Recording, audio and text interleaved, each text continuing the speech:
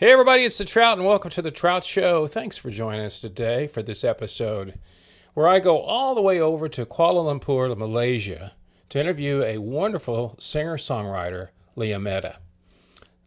I got to know her from an acquaintance of mine here in Texas. Yeah, it is a small world, isn't it? He told me about her and I said, I get to talk to her and I listened to her music and I agreed with him 100%. She's a great singer-songwriter. But it's a little bit different than what I usually put on here. She's more on this album. She just released a brand new album called Always You. And it's more like in the Frank Sinatra, Tony Bennett type style of music that's really smooth jazz pop. But I still think it's really nice to listen to, and I think you'll agree. She worked with a gal out of a songwriter out of L.A. called Denise Dimon, and they worked together and collaborated. That's what's so great about the world of music now. You can collaborate with people all over the world to do what you need to do to get some great music out to the public. And she brought this album out. But what's really interesting about Lyia is she's really a hard rock, heavy metal enthusiast. And her next album, she promised, is going to be something like that. So sit back and enjoy this episode with Lyia Meta out of Kuala Lumpur. Hope you enjoy it. Before we get there, of course, if you like this channel, give me a thumbs up. Please subscribe. It helps us a lot, and we appreciate it very much. So up next, Lyia Meta, doing some crooning jazz pop songs that'll smooth out your day. That's next on The Trout Show. 1 and 1 is always 2. It's very simple. It's always you. Sometimes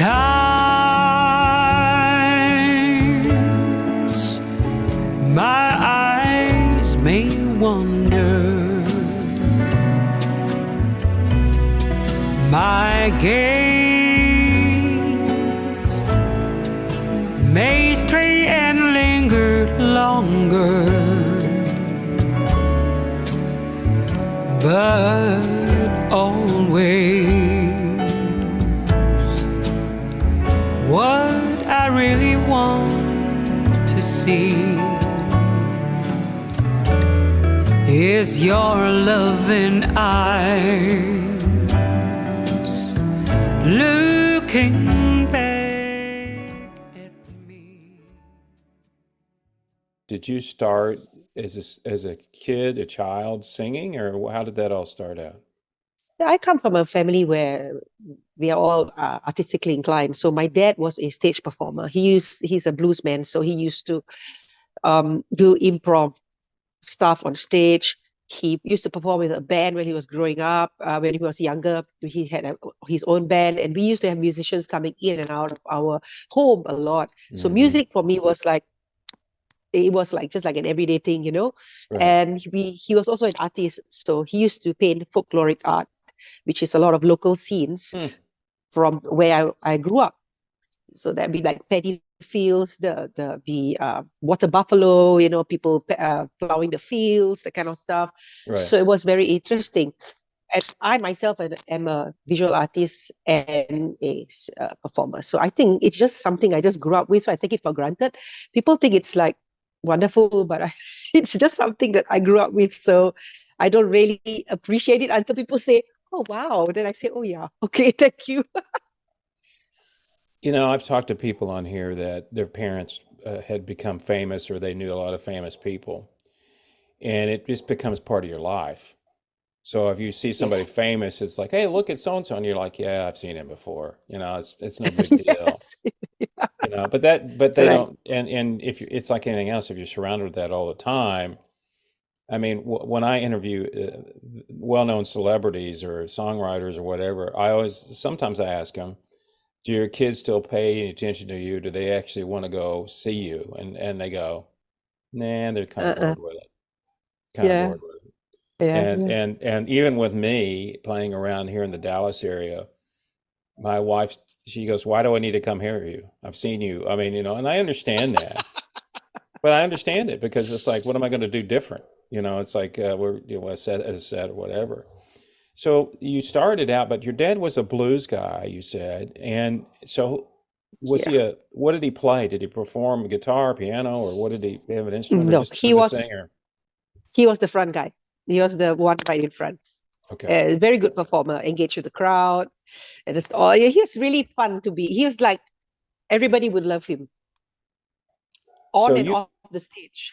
so you probably learned a lot of performance details from watching him perform, I imagine. I would say my performance, live performance, and his differ a lot because I am more, I've got a lot more energy on stage than ever did. He's more like he would stand in front of the mic and be able to speak to people and engage the crowd. That's a talent I don't have. I don't think I have that. I can't do that. But my performances are more energetic as compared to his. I always think being a singer like yourself is more difficult because you don't have anything to hide behind. I mean, you got a microphone. I mean, you see my guitars. That's what I hide behind. So I'm a lead guitar Okay. player, so I can. Yeah. There's always something between me and the audience, so to speak. I know it is. Yeah. But when you're standing up there holding a wireless microphone, it's just you. And Yeah. I admire people that do that because it's more. I think it's more difficult because I can throw back and throw some guitar work on it to make people go, oh, or if But with your music though, so you were kind of exposed to different music. Mhm. But when I listen to your music, it's kind of how it's like the last stuff you did. And that's what surprised me because I was thinking that when I know about Texas sounds, I figured you were going to come out and start singing with kind of a nasal country Uh, tone, Okay. Okay. but you don't. And when you sing, and I know you're contra, alto, or whatever I saw, somebody actually named you because your voice is very low, as you well know. But Yeah. you have that ability to take. I'm old enough to know when you're singing, it takes me back a few decades to when I was a kid, listening to the performers back then, especially in the '60s, and that kind of jazzy, kind of lilting kind of voice that you have and what you sing is not country. It's not So country. no, and so that kind of surprised me because I've got other people lined up that are I'm visiting with a lady probably next week or two. She she's from Canada too, but when she sings, she's like, "Hey, don't you want me?" She's got the country The song. country. Okay. So, who influences you? Who influenced you as a younger performer, but now who influences you as far as who you really like listening to? I mean, who do you go? Well, let me like ask you this question: Who would you love to meet as another singer? If you had a And chance to meet anybody, who would you like to meet? I know it would come as a real surprise, but I really never thought about that. Oh, I've been really? asked Okay. that, and I've been asked this question. I mean, I'm sure you know this question would be a question anybody would ask, but I've never really thought about it. I would like to work with people like Clapton. My heroes are more. I grew up with a good dose of rock and blues, so I like Black Sabbath. I like um, Jimi Hendrix. I like The Who. I like Blood, Sweat, and Tears. I like that kind of stuff. But like a vocalist that I would like to meet today, no, I have not thought about it, but I appreciate a lot of good vocalists out there. Yeah. I really listen to them and I tell myself, wow, she's got good control or she's got a nice tone. I like the tone because I always look for someone as a vocalist, I zero in on the vocals the second the song Oh, I'm, starts. I'm sure you do. Yeah. But I've not thought about who I would like to meet because of how they sing. I don't listen to very um, many singers because I try not to get too much in my head. Yeah. Even though I sing cover songs, I sing a lot of cover songs, but I try not to get too much in my head because I think it spoils my creative process when I finally Hmm. get to it. So how long have you been doing what you're doing now? Uh, Maybe about 12 years. Okay. Okay, but I stopped a lot in between. I did a lot of I took a lot of breaks because I've always been a person who's been under the radar. I tried not to saturate the market with she's performing here, she's performing there kind of stuff. So I've taken a lot of breaks so that I can pursue other stuff. I'm also an artist, that kind of stuff. So also, I think I took breaks so that I wouldn't get too drawn in that life Mm-hmm. till I wouldn't know. I needed to, I'm always very, very, very aware of the fact that I want to be grounded despite everything. Family first, all these sort of things. And those things are really important to me. So I had to put a lot of things on hold because of that. Yeah, Family I first. sure. And I understand that because it's a difficult business if you tour all the time Yeah. and you're not home very much unless you have your family going with you, but it's still not it's not the same. And I admire and also couldn't do it. That's why I didn't do it when I was younger. I said I'm not going to get in a bus with four other people or whatever and Yeah. run away and be on the road for night after night. It's yeah, you might make a lot of money, but you know, it's that life they can't stop. It And was also it's also difficult to step back oh once you yeah. are in it. So when you are in it, so that's when a lot of things get it unravels and everything becomes, topsy-turvy. In my case, I put a lot of things on hold because I homeschooled my son. Mm, So I had to be, and he used to travel with us all the time. So, but I stopped that. We used to do residencies across the peninsula of Malaysia. So we okay. will be staying in hotels for 9 months on Oh end. wow. Then we will Yeah. finish that, and then we will go on to another place and another place. So those things I had to take a break from. It was important to do that. Oh, I your family's always important to you. Yeah. So when people ask you about what type of music you do, what do you tell them? I've always been rock and blues at heart. That's where my influences have always been. And if I were to perform, if I were to write something, it usually will be rock with a little bit of blues because that's what my influences are. Okay, but I found that as a songwriter, being able to express myself, I love doing different genres. I love doing different genres. I don't Hmm. limit myself because they tell you if you're in the industry, especially if you're looking for a recording contract or if you're looking to be picked up, for a deal, they'll tell you to pick a lane. You Yep. have to pick a lane because it's easier for them to market you. It's not because of you, it's because of them. They Yeah. need to Oh yeah. market you. It makes it Absolutely. easier for them. So why do I need to limit myself? If I can express myself using different genres, why should I not do that? So that is why I do a lot of genres. I like to experiment and I like to express myself differently. So when you write a song, are you a you sit down at a piano or a keyboard, or you just kind of think of a melody and sing into your phone? How do you go through the Okay. process? Okay. I don't really have a process. I play the guitar, but barely enough to save my life.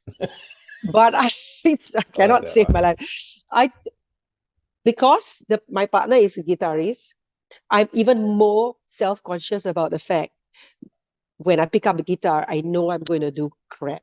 So what I do is I will learn, I know a couple of chords, then I'll get the chords down, I'll sing the melody and I'll pass it on to him. And then he will go and say, well, this is not a B flat, whatever nonsense. And then we'll go through the song again. But over the years, I found another way that appeals to me. I have melodies running in my head all the time. Mm. It's so intrusive that I need to upload every time. So what I do is I sing those melodies into my phone, because Mm. the magic of having your phone with you all the time, you can upload all this stuff. So when I was in India recently, I was just talking to this musician. I usually don't do that, but I don't know what made me do that. He was very excited about a new song he had just written. A new song he had written. He hadn't put the melody to it yet, but he had the lyrics down. So I said, "Well, let me see it." So he showed it to me, and I just sang out the song to him. And he said, can I record it? I said, no, I don't remember it already. I'm sorry, I don't remember it. But that's usually my process. So the lyrics and the melody doesn't have to come. Which one doesn't have to come the first? It can be either way. Yeah, I just it's a weird process. And Yeah, it's a weird process. I only ask you how you do it because there's no way of telling people how it all comes about. That's So right. it's interesting to me how people you sit down and play a piano or whatever, because it's like, well, how do you write a song? I don't know. It's just like you It said, just you had happens. stuff in your head, and you just say, okay, I like Yeah, that, and hopefully somebody else yeah. will too. All right, so you've been performing for quite some time, Okay. and your music, you had worked with another artist out of LA, was that correct? That she wrote some music for you or something like that? Yes, this current album that I've just released, which is the jazz pop album, she wrote all the 8 songs. Now, I'm really comfortable working with Denise Demid. She's not an artist, she's a songwriter. Um, I really am comfortable working with her because she gives me 100% control about what I want to do with the songs. Right. Okay, she's got the words and she's got the music. But if you listen to the original and you listen to what I've done to it, it's really very far away from each other.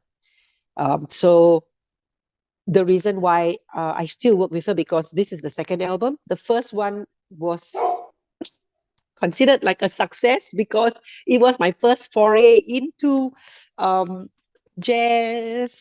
jazzy sort of stuff, because Right. I will never claim to do jazz. The jazz musicians will slaughter me because I know jazz is a very it's a very Mm. deep form of music. So yeah, so that is Denise songs, all those songs, those 8 songs.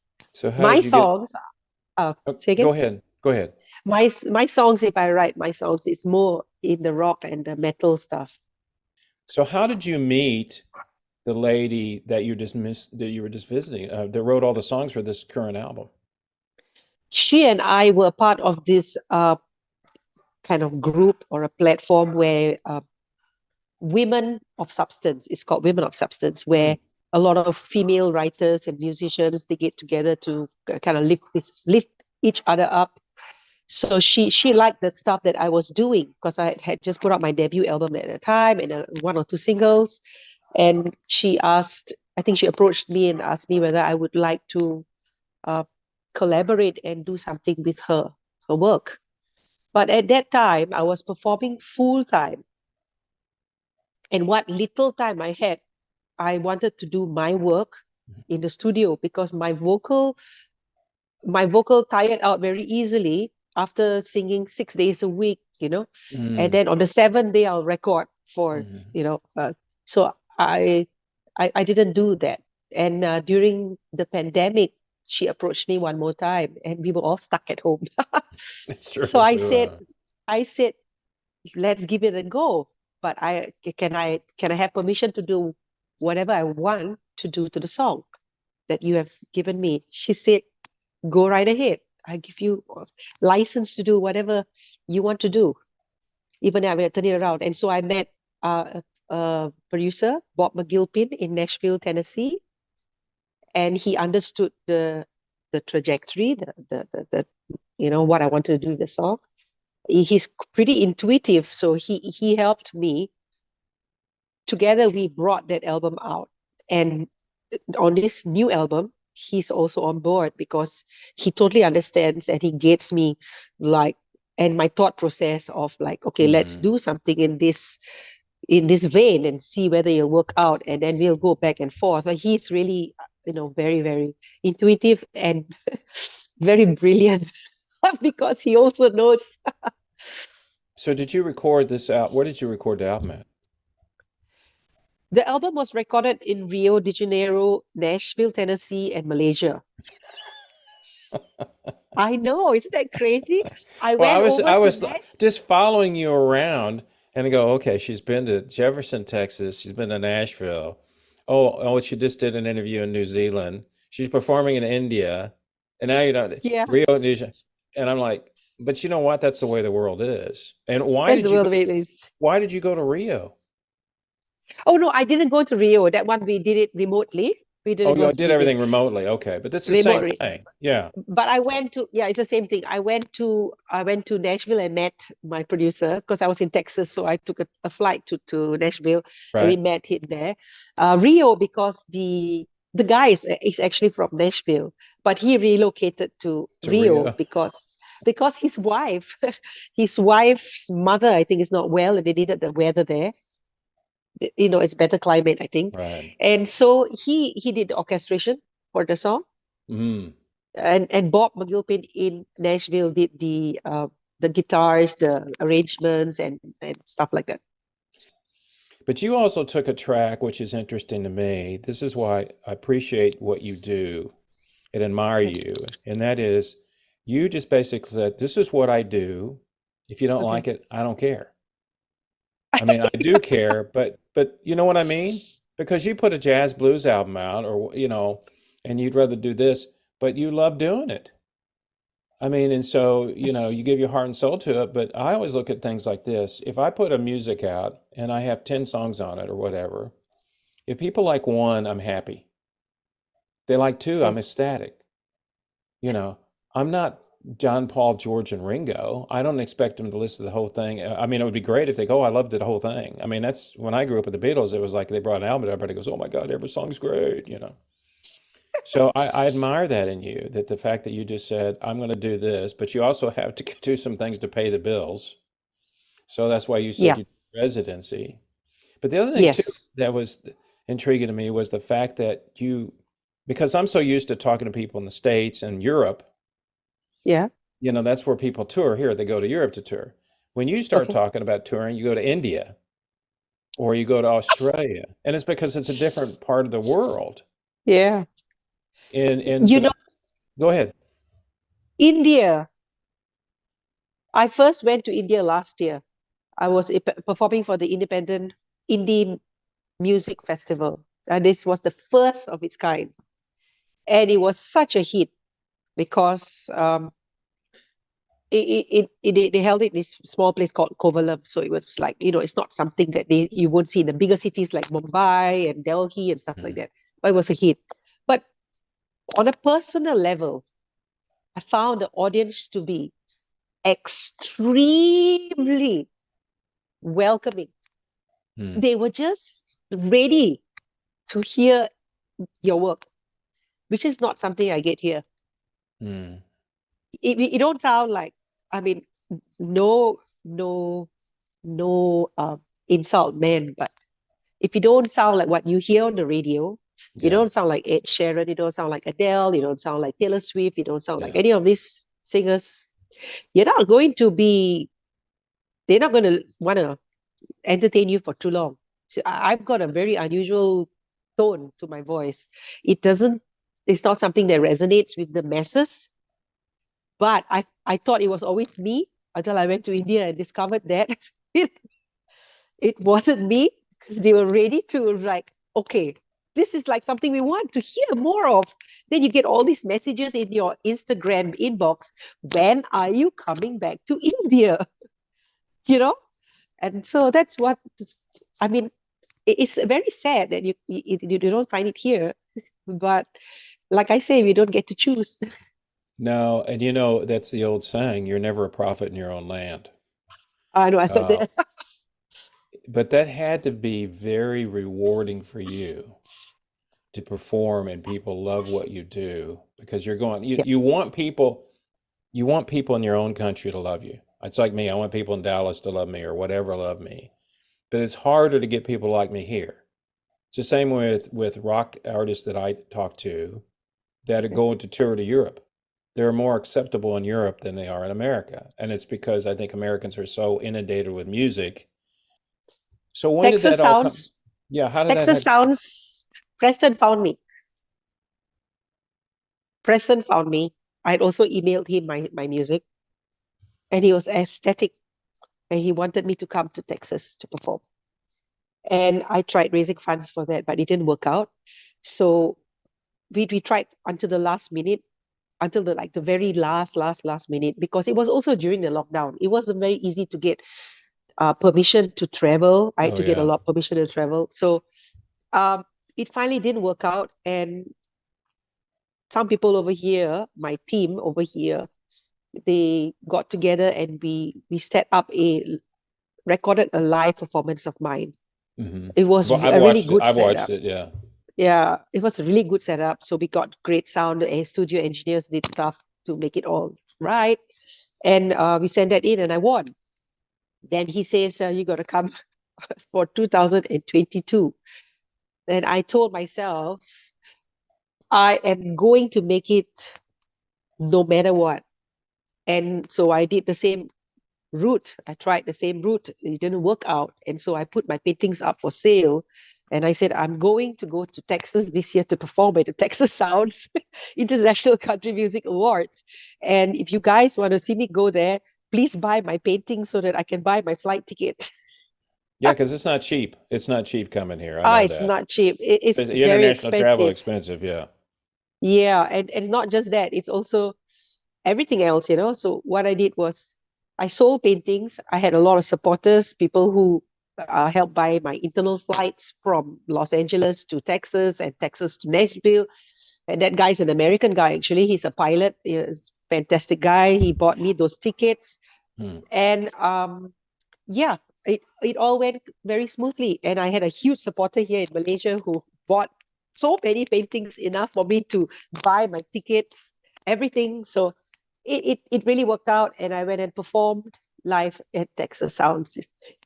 And I finally got to meet Tex. Even Preston bought a painting of mine. He bought one painting for his wife. You know, his was the first painting I sold Are because you? he really wanted me to come. Yeah. Well, I think when you're a good performer, people want to meet you. They want you to come, and it's not about me listening. It's about everybody else that listens. You want to share what you found or discover. I assume Yeah. the paintings behind you are you that is that your work on the Yes, wall? yes. They're all my work. Yes. Yeah, I figured Everything it's is mine. All mine. Can you see? yeah, looks great. Yeah. So, are you I'm, coming? Are you coming this year? Are no, you I'm gonna be not on? coming this year. Not coming this year. Okay. Not this year. Preston wants me to come again, but like I said, Well, it's I have to break tough. the. I mean, Yeah, it's tough. and you can't, it's thousands of dollars to fly, and then you got to get here, and then of course getting to where they are. For people listening to this, it's Jefferson, Texas, which is about 150 miles, I think it is, or 100 miles away from more than that, probably 150, 200 miles away from Dallas, in the middle of nowhere, Yeah, really, kind of. yeah. So you don't can't fly into there. You can't, so you have to go someplace and drive the rest of the way. Yeah, you got to go to Shreveport. From Shreveport, you take Uh, a 45-minute drive in yeah, back that to is, yeah, that's Jefferson. right. They're close to Shreveport. That's right. Yeah. So, and so then you came last year. Um, when did, so you're talking about the album that's out now. When was that released? June 16th. Okay, so that's real new. That's new. Yeah. Okay, and how long did it take you to finish that from the time you said let's do this album until it One was year. released? 1 year. That's about right. 1 year. I did a soft debut of two songs from that album when I was in Los Angeles because I performed for a house party in Los Angeles for 50 people. That was the max, Right. seating. And I did a soft debut of two songs. And then I came back between my travels to India and between Nashville and all that. I recorded more songs. So you're working on your next one now, I take it. Is it, am I understanding that's what you're doing? I am working on collaborations and I'm also working on finishing an album that was supposed to come out before this album.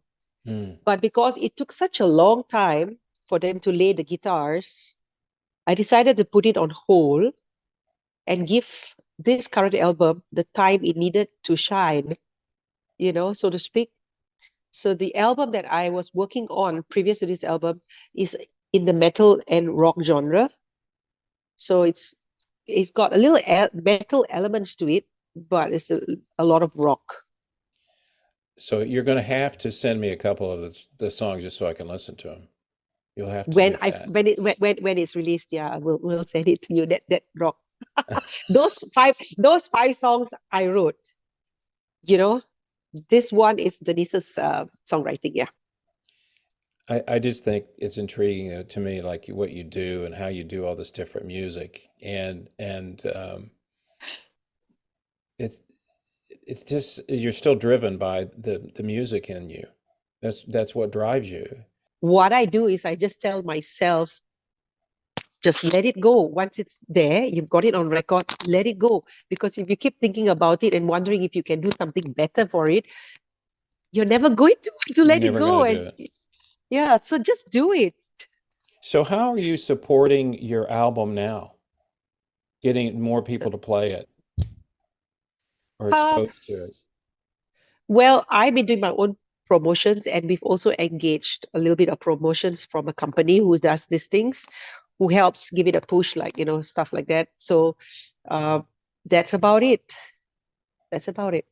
Are you still? I find it's not easy getting people to play your songs on radio, especially if it's jazz, because you're either jazz, but jazz pop is like what's this? So you're most probably going to go into the pop, the pop segment of the show rather than jazz. So that's the only thing. I still think that jazz is fairly well received over in Europe. I mean, I think it is. I think it's just a process. I've just got to be patient to allow people to let it grow on people, because the album itself is not today. It's very 50s, 60s. It encapsulates that time, that point in time. So I love listening to music from that time, and I wanted to evoke the emotions that when I listen to songs by Ella, or I listen to songs by even Frank Sinatra, it feels like you're sitting in the living room with your family after dinner. You just watched the Ed Sullivan Show or whatever, or a rerun of what's that? What's that show? Bonanza. Oh yeah, or Bonanza. Something. Yeah. And then you got this song playing in the background. Everybody's just chilling out. You don't have. There's not much to think about. There's no worries at all. You don't think about, I got to pay the bills. I got to do this. I got to do that. The car needs repairing. This. I wanted it to be like a kind of a time capsule. Thank you so much. I mean, thank you for reaching out. Thank you for reaching out. Really. I enjoyed this conversation. 1 and 1 is always 2. It's very simple. It's always you. Sometimes my eyes may wander, my gaze may stray and linger longer, but always what I really want to see is your loving eyes looking back at me. It's nothing new, it's what we do. It's always Someone may smile and flatter me, kind words, talk and sincerity, but always I feel you very near where I am. Soon you'll be standing here. It's nothing new. It's what we do. It's always you. We step as one as we climb the ladder.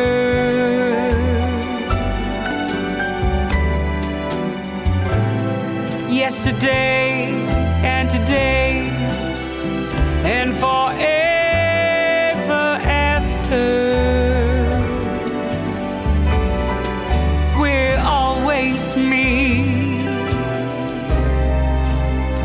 and we're always you, eternally.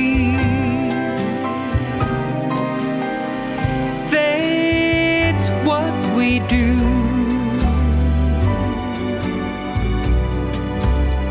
It's always you. Some say my sultry song intrigues. They believe what they want to see, but always it's not just about me. They create their own fantasy. It's nothing new. It's what we do. It's always you. It's what we do. It's always you.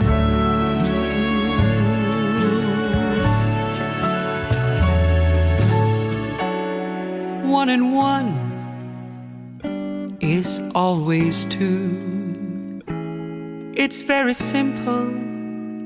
It's always you.